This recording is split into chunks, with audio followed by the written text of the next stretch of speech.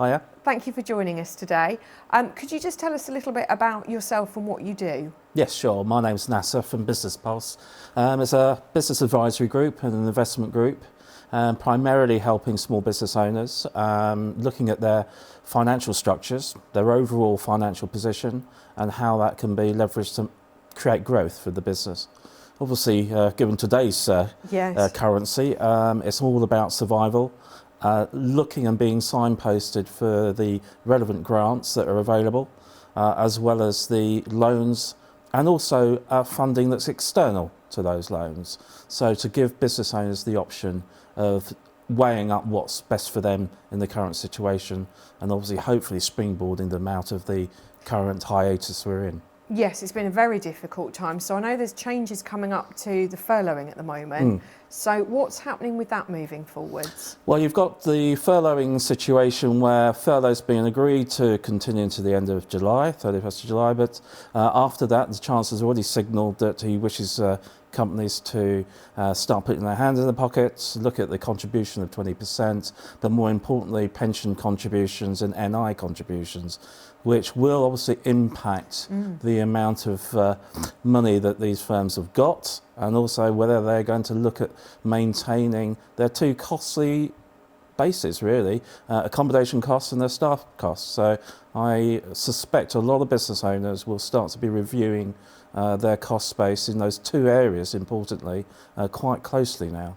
So what support's available for business owners at the moment? What could they apply for or look to get help from? Yeah, okay. So if we look at the tranches that are available at the moment, we'll see the grants that were available for retail, and also those are paying their business rates. They qualified in two particular areas of 10,000 and 25,000. Now that process went into play in April, and they were made publicly aware, and those owners should have been making those applications or being notified by the local authorities that they qualify within the rateable values that the local authorities capped at. So can they still apply for those at the moment, or have those closed now? For those have closed, but I think they can still get back in contact to the local authority just to see whether there's any flexibility there, but from what I understand, those are closed, and I still think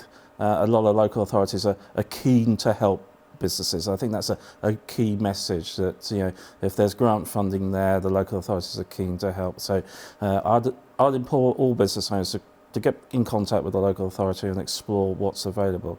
Now today, certainly in the Horsham area, and last week in some certain local authorities, the Discretionary Grant Fund has been publicised. So again, those who have fallen through the cracks of having their rateable values not being responsible for, so people who got shared accommodation as an example, or market traders, they can apply for a discretionary grant. Now I think the key word is discretionary.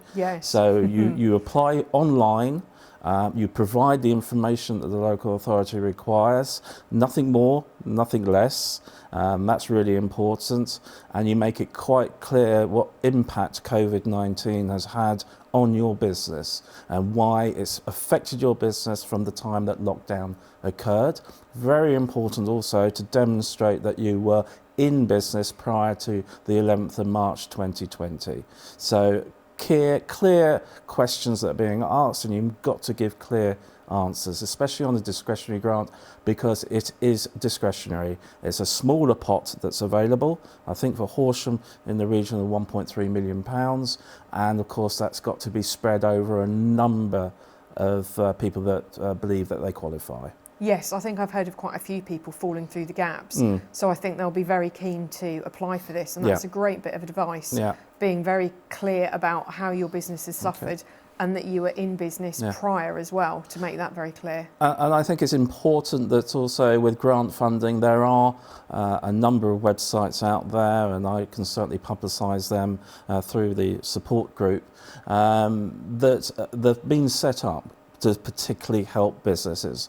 So the National Lottery have set up a community support grant fund. Okay. Barclays Bank have a support grant fund, as well as Sport England with the community grant fund, and obviously, sports clubs in particular have been hard hit by that. And I urge those managers or owners of those to research those.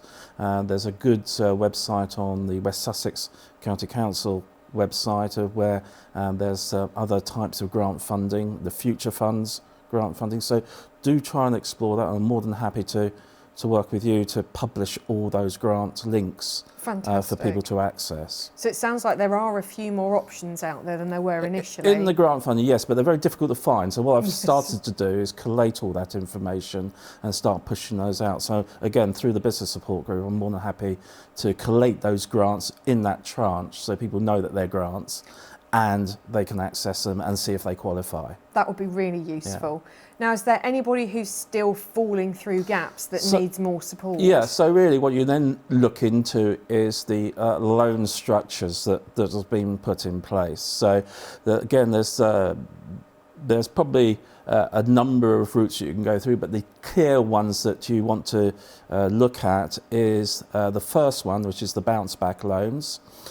Being offered by accredited banks from the British Banking Association for fundamental businesses such as sole traders, small business owners who are seeking loans between £2,000 to £49,999. Okay, and I urge people to look at those very, very carefully for the bounce back loans. The key aspect is it's a loan. Yes. But the important thing in terms of creating business liquidity and maybe enabling someone to